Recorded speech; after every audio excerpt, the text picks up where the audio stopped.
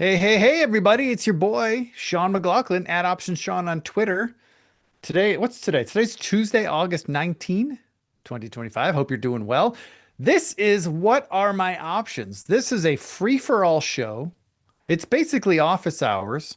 If you have any questions about options trading, if you have any questions about trades you're thinking about putting on, if you have thoughts, if you want my opinions on a setup that you see, if you want to talk about trading philosophy, look, I've been around the block. I've been trading since 1998. So I'm in my 27th year now. I forget how that math works. But I've seen a lot. I've had some successes. I've had some failures, and I've had everything in between. So happy to chat with you about any of that stuff.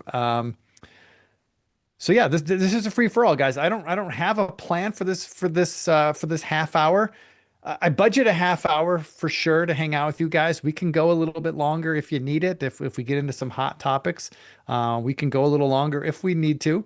But this is just a free for all. So Izzy, if you want to show my chart here, I'm showing the S&P 500 here.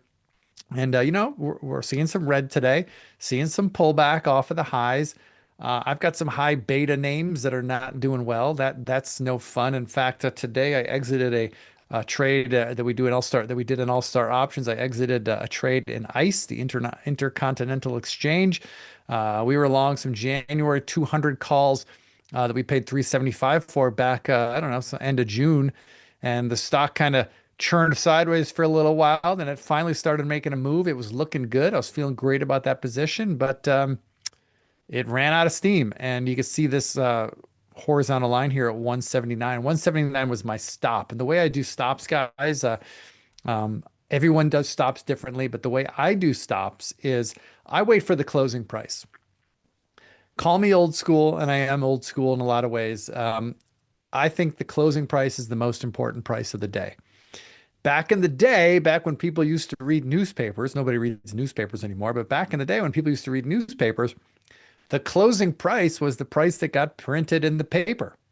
And so when you were reading your newspaper the next morning, you saw that ICE closed at 178 or whatever this was. Let's see, the closing price was 177.95. That's the price that got printed in the paper. And so when people saw that, that was the price they would act upon. Now, look, it's 2025. Nobody reads newspapers anymore. People have access to far better information now than they used to. But the closing price is still, in my mind, the most important price of the day. That's the final price. That's the price that gets, that's etched in stone as the closing price for that day. And so I wait for the closing price. And if that closing price is below my stop level, then I will patiently work my exit in the opening hour of the next trading day. All right. So that's what I did today in ICE. We closed 179 was my level. We closed at 177.95. So that's the trigger. And then when we opened this morning, we were still below that. And I patiently worked my exit and I got out eventually at 175.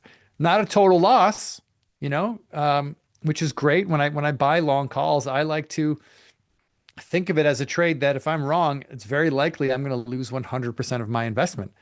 I don't want to lose 100% of my investment, but I sized my positions in a way that if that happens, it's no big deal, right? It's 1% of my portfolio, ideally less. All right. And that was the case with this ICE trade. So getting out of 175 is, I was prepared to lose all of it. I salvaged $1.75. That's pretty good, right? I'll take it. But I'm out of ICE. And by the way, guys, I should also add some nuance to my exits. I wait for that closing price, but oftentimes I'll wait for that closing price, and then I'll wait till the next morning to work my exit. But sometimes the next morning the stock gaps back higher, right? Because sometimes that close that happened the previous night was just kind of like an exhaustion selling, right? Just people were just throwing the baby out with the bathwater. Just get me out right at the close. And that just, forced the prices down and forced a low print. Then overnight, cooler heads prevail. Smart money comes in and says, hey, this is a bargain. And maybe they will gap the stock higher the next day. And sometimes it never looks back. So when that happens, when a stock gaps higher the next day, back above my stop loss level, I'll give it a little rope. I'm still going to watch it closely. And if it still rolls back over and, gets back below my stop level or makes a new intraday low, usually that's my signal. Okay, yeah, this thing's still sick. It's dead, whatever. I'm getting out. But sometimes it closes below and then it never comes back. Like here's an example in Groupon. Some of you guys may remember this trade in Groupon.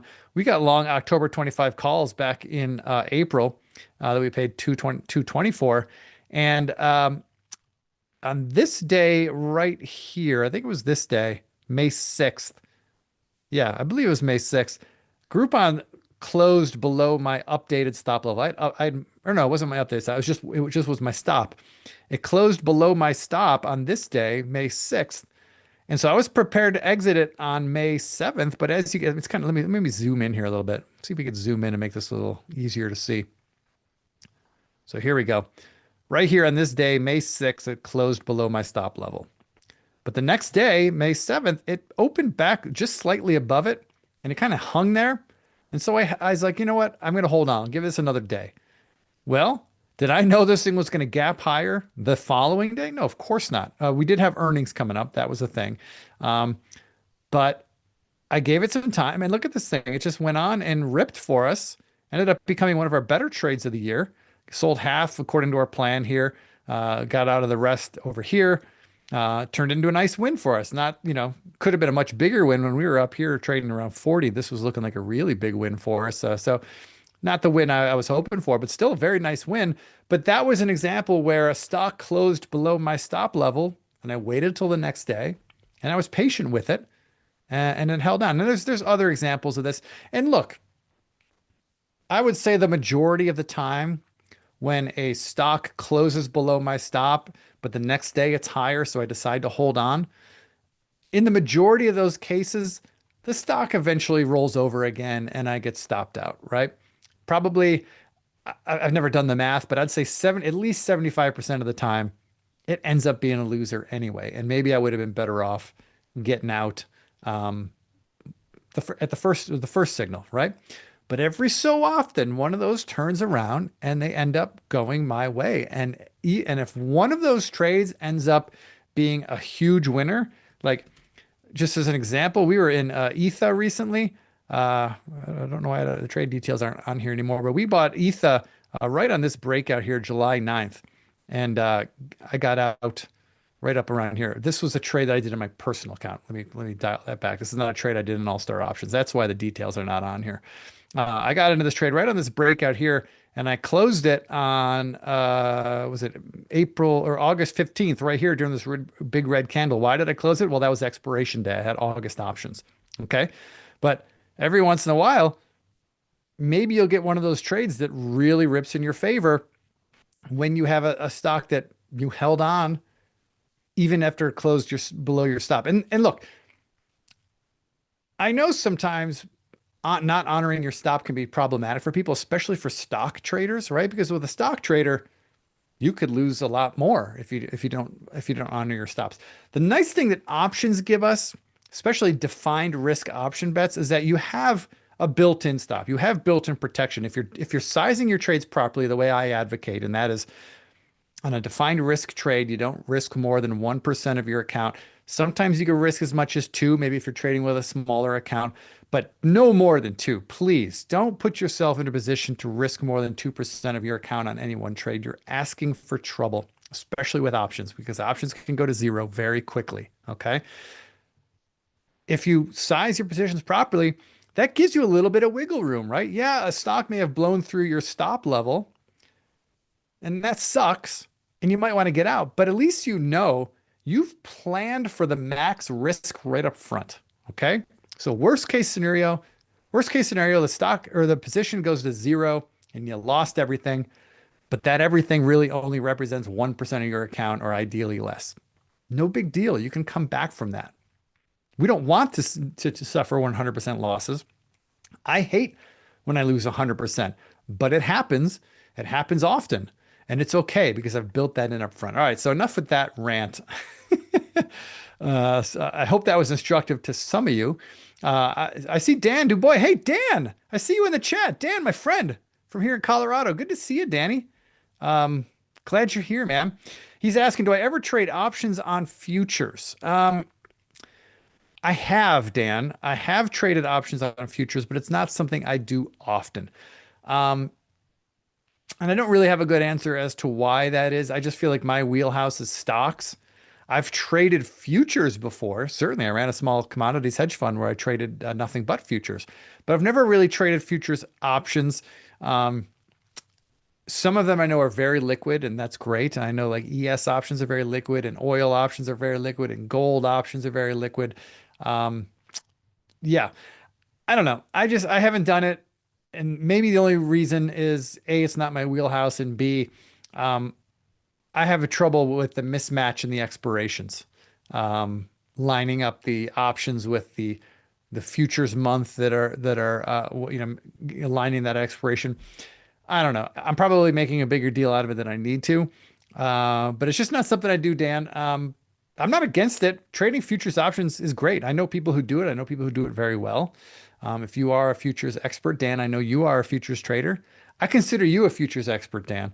If it makes sense for you, absolutely go for it. The best thing about options, I mean, look, with futures, you get leverage, right? That's why people love trading futures. You get leverage, and leverage is a double-edged sword, right? It's great when it works for you.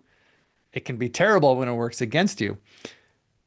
But if you trade options on futures, you're trading you're trading a leveraged product on a leveraged product. So you're getting double leverage, right? That can be a great thing if you do it responsibly. But the nice thing about options, Dan, and this is what I always say this about options is that my favorite thing about options is that I can define my risk. I don't always define my risk. I certainly do certain trades that have undefined risk or theoretically undefined risk where I might sell puts, I might sell naked calls as part of a strangle, that kind of stuff.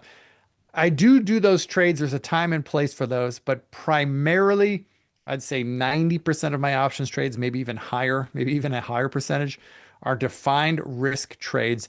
And that helps me sleep at night. JC, my partner, likes to talk about sleeping well at night. I think he got that from me because I'm the older guy here. So um, I like to sleep at night, and knowing my risks are defined helps me do that. And options give me that tool better than any other product that I can think of.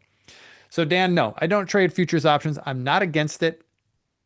I think you would do great at it. You're a futures trader. Anyone who's a futures trader, if you have a unique edge in your strategy and you want to trade your directional bets, but define your risks, which, by the way, Dan, I should also point out, if I correct me if I'm wrong, but I believe as a futures trader, you're an intraday trader. You're a day trader. You don't hold any positions overnight.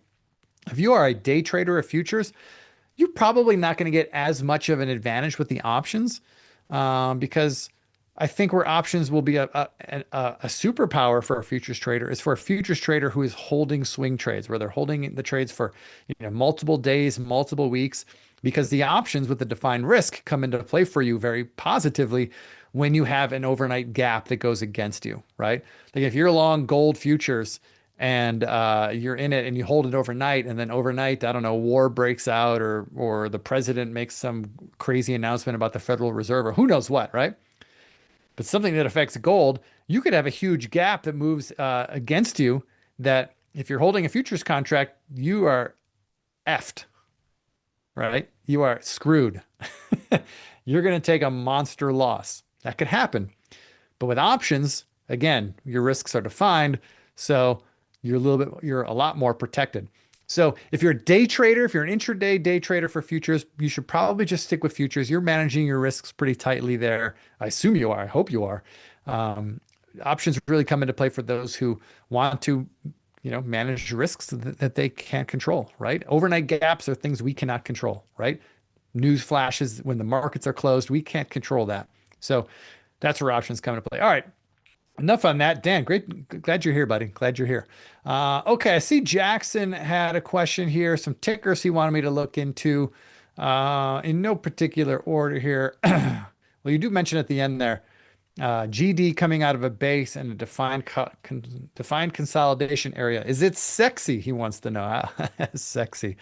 Uh, this is a sexy looking chart, Jackson. When I look at this, For those of you who are old school cup and handle traders, old school investors, business daily traders, let's zoom out a little bit. I mean, look at this. Look at this base that started in mid-November. We had a big sell-off.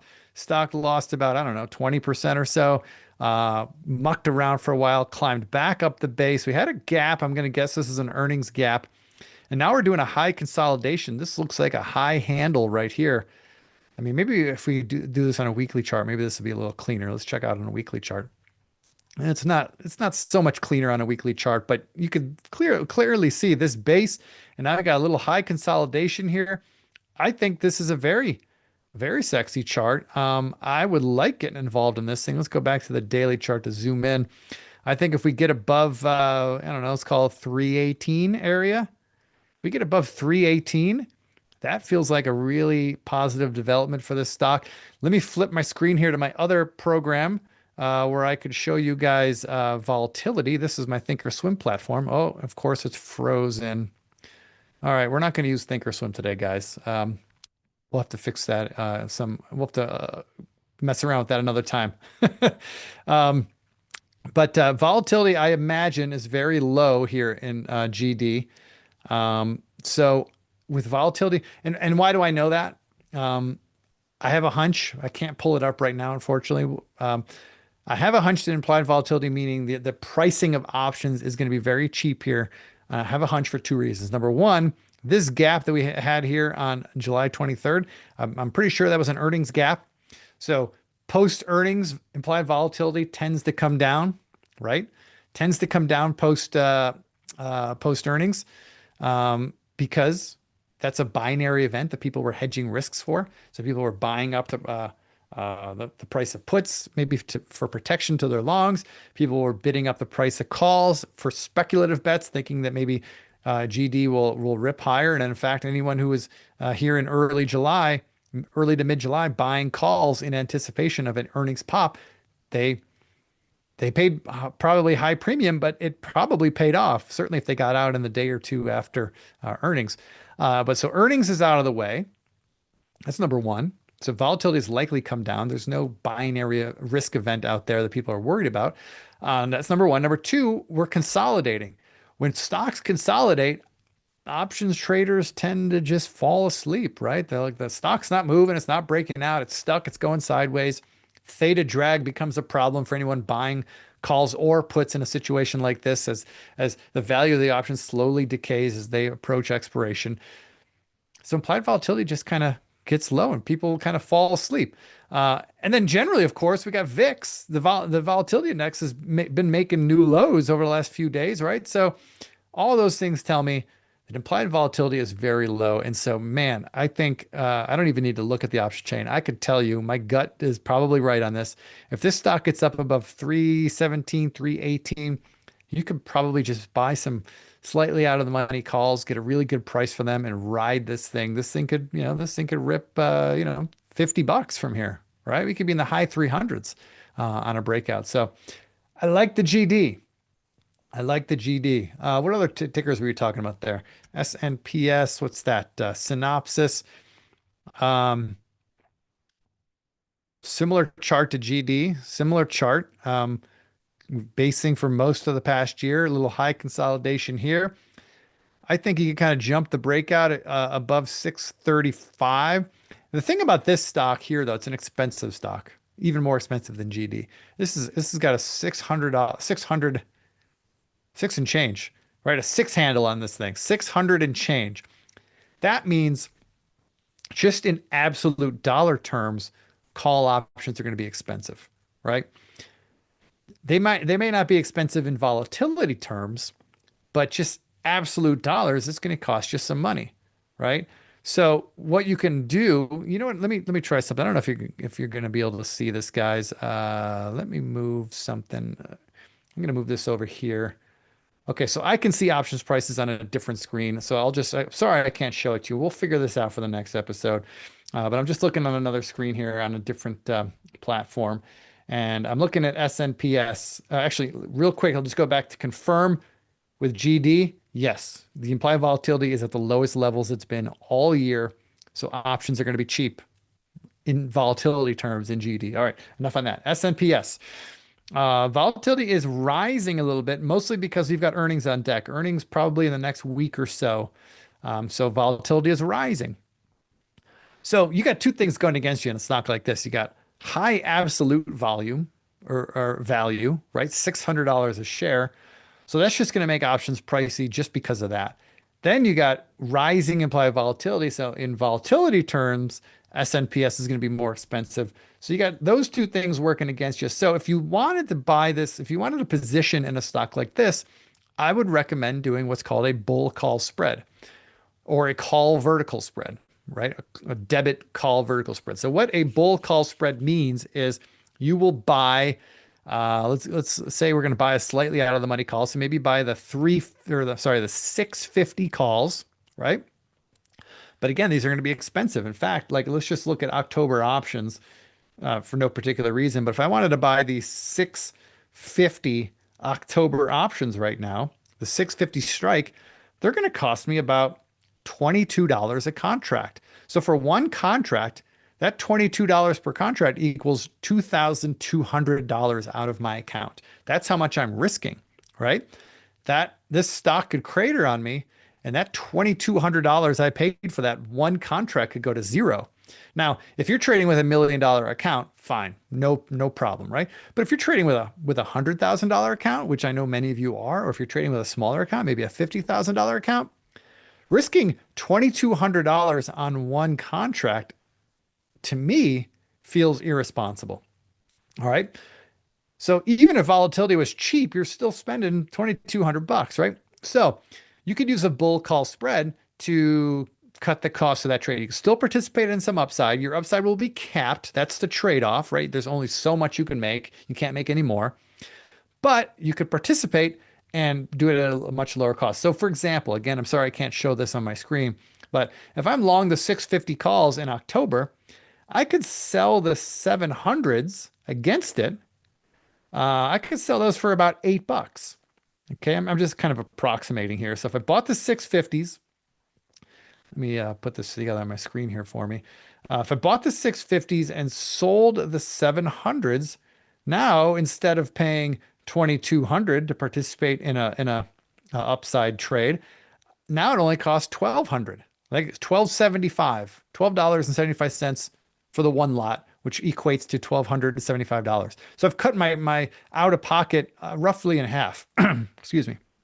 Not exactly in half, but roughly in half. And so again, if Synopsys were to completely crater and my options expire worthless, now I'm only losing 1,200 versus 2,200. Okay.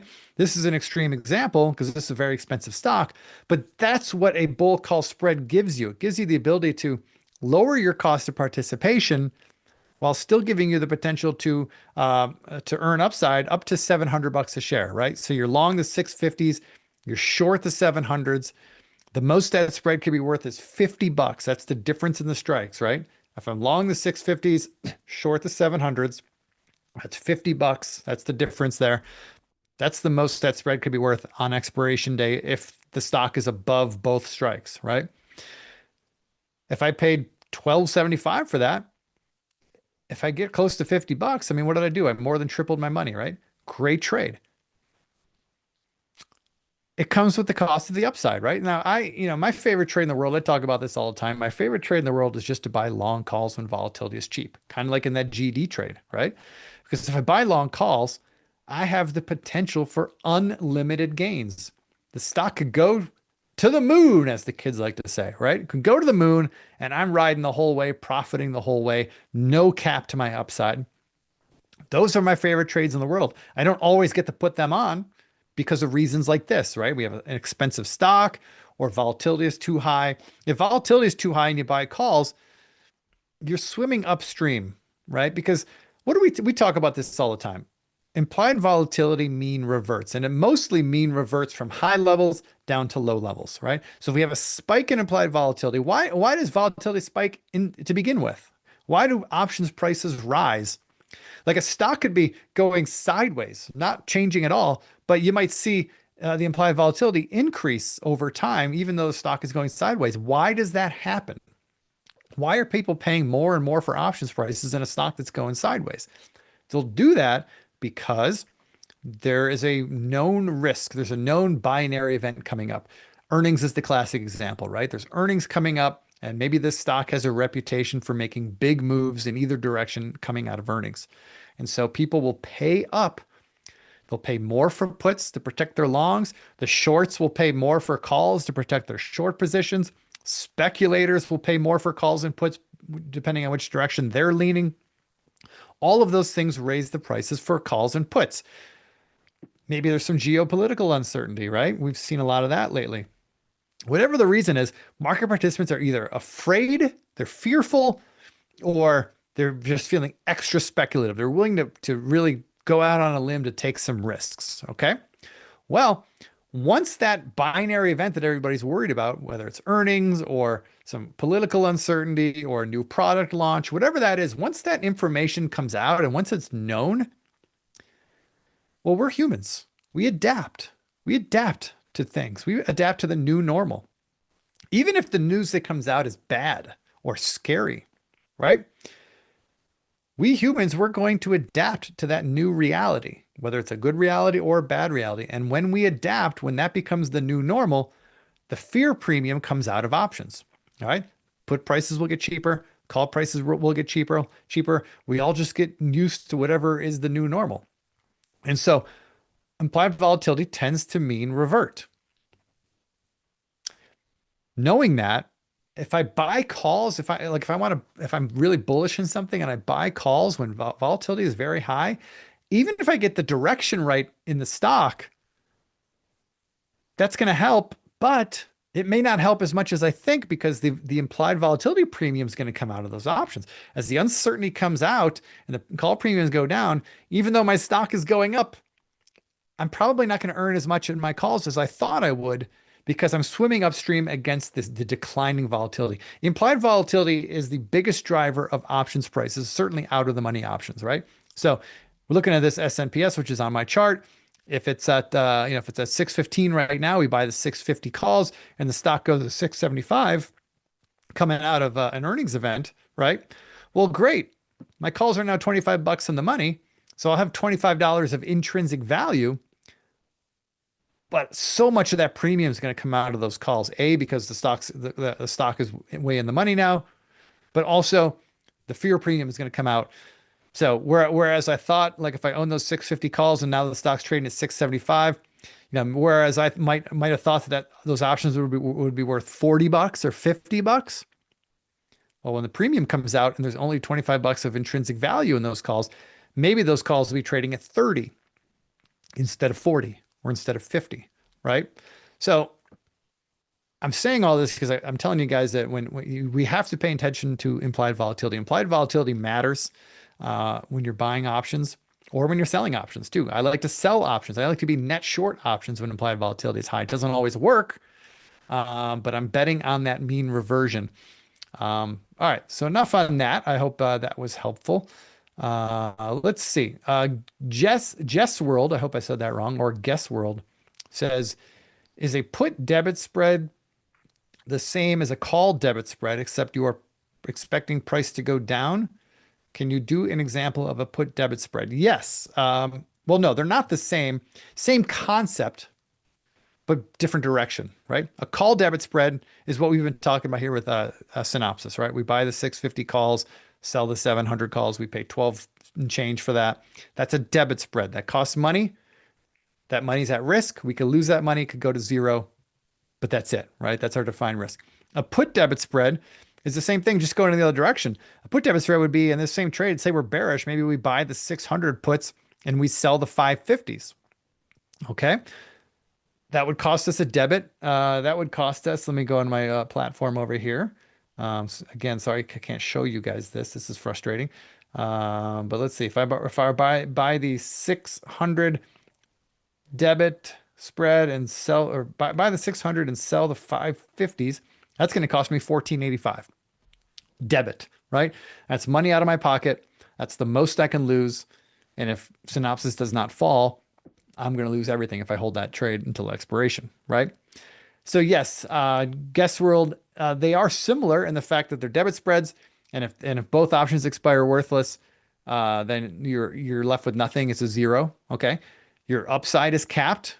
So with a put spread, if this stock were to collapse, right? If it goes from where it's at now, 16, if it gaps down to say 375 or 350, that's great. You're going to win in your trade, but you're only going to win the most that spread could be worth is 50 bucks. If you bought the 600 and sold the 550, that difference between the strikes is 50 bucks. That's the most that spread could be worth. Again, it's a winner, but not a monster winner, right? So yeah, they are similar in that way, Guess World. Bob, I see you in there. Bobby, how are you? Are you aware of any platforms that trade options after market hours like they do everywhere in straight stocks? I don't know, Bob. I've been hearing a lot of talk that that's coming. Actually, hold on. I think in interactive brokers, I think you could trade index options after hours. Don't, this is not a fact. This is not fact checked. I was trading with interactive brokers a little bit earlier this year, and I believe I was able to trade SPX options and SPY options after hours. I think I didn't do it myself, but I think I had that ability. But it's probably on a limited basis, right? It's not every stock or every option. It's probably limited to indexes and the most liquid names. Um, but I'm pretty sure I was able to do that on interactive brokers. If you want to, you might want to ask around on that or go on the old Google machine and ask that. I don't do it, Bob.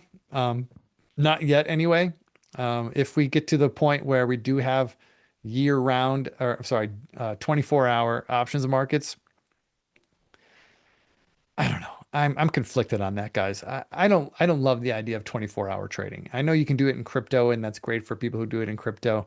Um, maybe it's because I'm old, but I would like the trading hours to be less every day. I think we should be. I think the market should open at 10 o'clock Eastern and should be closed by 2 Eastern. I think especially with so much of the volume being done by computers these days, the computers don't need to be open for 6.5 hours every day or whatever it is. They can we can get it all done in 4, maybe less. I don't know. I know I'm in the minority of that. I know a lot of people want 24-hour trading. Remember that thing I said earlier about being able to sleep at night? I want to be able to sleep at night. And if I know the markets are open and I know my positions are moving, I'm going to be tempted to want to check in on that all the time, and it's going to drive me crazy. But hey, again, going back to what makes options great, we could define our risks, so we don't need to have those sleepless nights. But anyway, yeah. All right, Jackson. Thanks. He said, blah blah blah. Yep, you're leaning in. You're going for the GD. I like it, man. I like it. Uh, Bob, I'm not way younger than you. I know I look really handsome and young. I know that. Thank you, Bob. Thank you for pointing that out. But I've hung out with you, Bob. You look great for your age. You're maybe like a year older than me. Come on. Come on now. We hung out in Chicago last summer at a Cubs game. That was great. Great time. Hope we can do that again. I'm long overdue for another trip back to Chicago. Next time we're in Chicago, Bob, beers on me, even though I don't drink, but beers on me for you. Um, it was great hanging out with you. All right, everybody. We are, what are we, 35 minutes or almost 35 minutes into this. So I'll hang out here for a couple of minutes. If you guys have any more questions, happy to tackle them. Otherwise, I'll let you go on your day. And in the Eastern time zone, it's lunchtime, so go get some lunch. I'm going to go take care of some errands here around my house that I need to do. Um, but hey, look, guys, we're doing this every week now. It's called What Are My Options?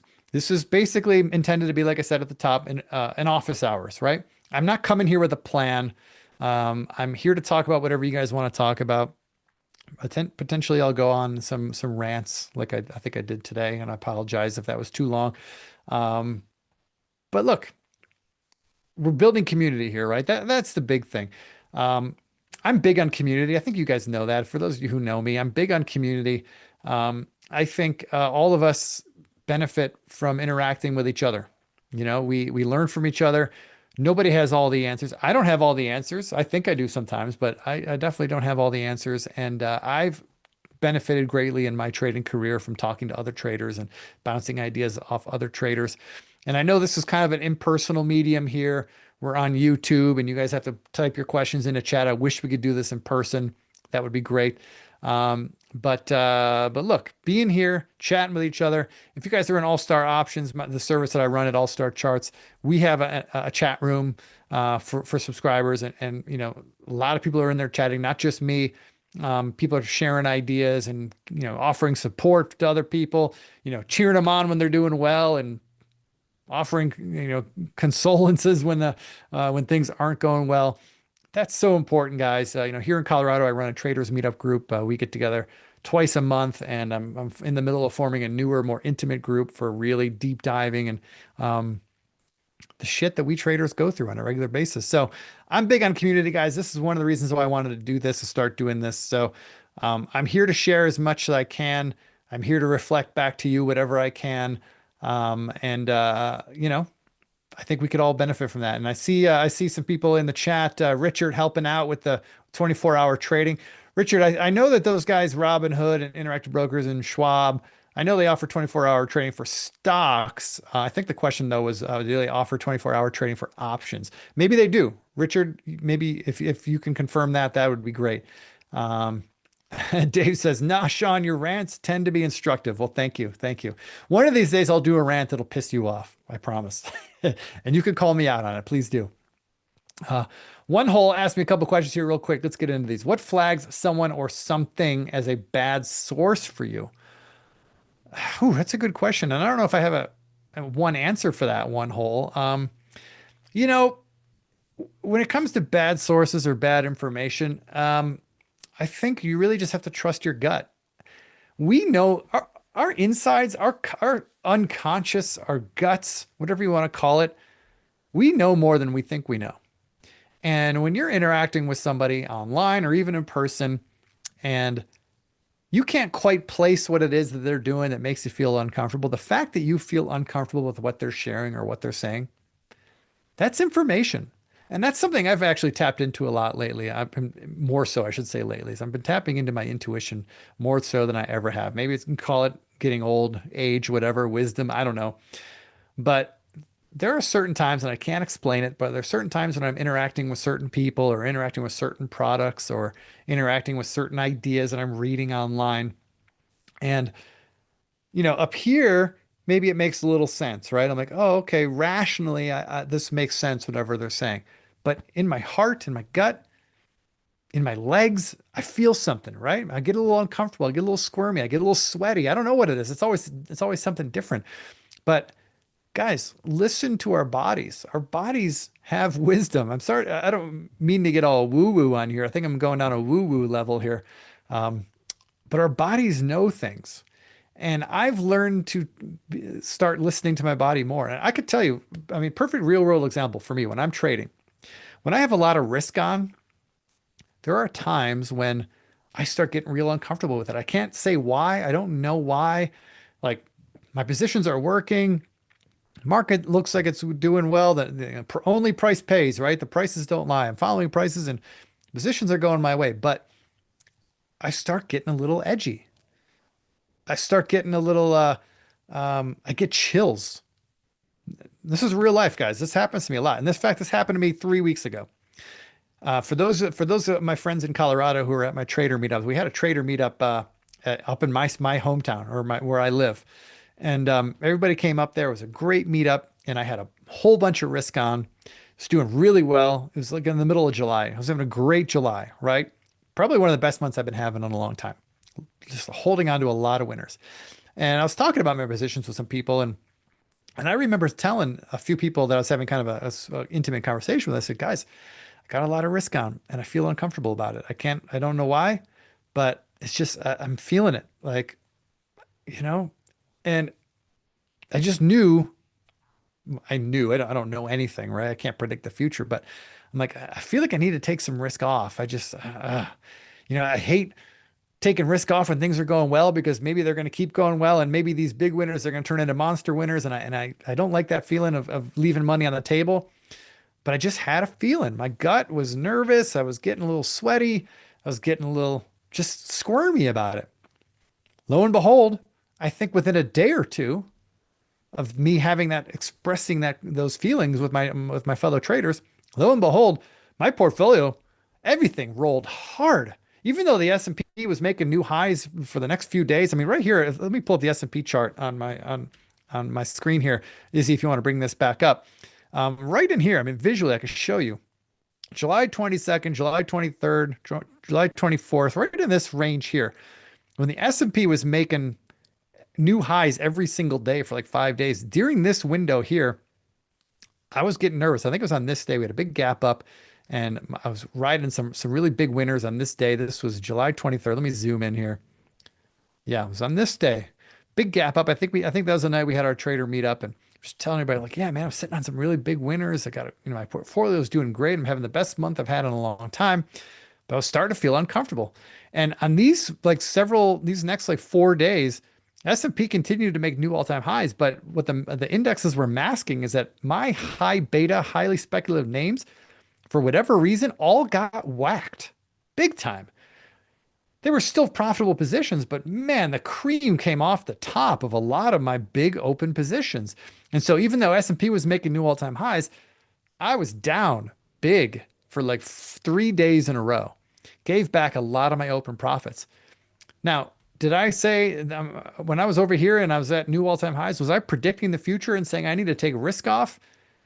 Maybe you can argue I was. I didn't feel like I was predicting the future. I don't think I can predict the future, but my body was telling me, Sean, take some risk off, man. There's something's not right. Something's you're being too greedy. Take some profits, take some risk off. You know what, guys? I didn't listen. I didn't listen to myself. So I took a beating the next 4 days. I eventually exited many of those positions for profits, but well off the big profits I had, right? So one hole, that was a very long-winded answer to your question what are some red flags for bad sources? You just got to feel your intuition, man. You got to feel your body, listen to your body. For those of you who are younger, I know this might seem like a foreign concept. It certainly was to me when I was a young trader. Um, I I thought I knew everything, right? But I certainly don't.